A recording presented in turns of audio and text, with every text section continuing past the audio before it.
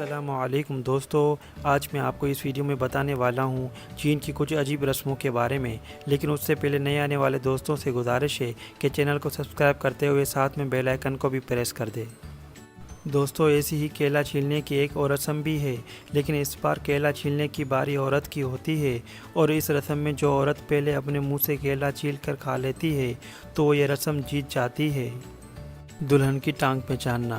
इस रस्म में दूल्हे को अपनी दुल्हन की टांग पहचाननी होती है, जो काफ़ी मज़ेदार भी होती है।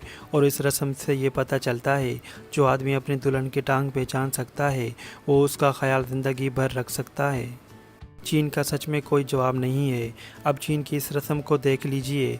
इस रस्म में दूल्हे और दुल्हन को आपस में कुछ इस तरह टकरा कर गुब्बारे को फोड़ना होता है।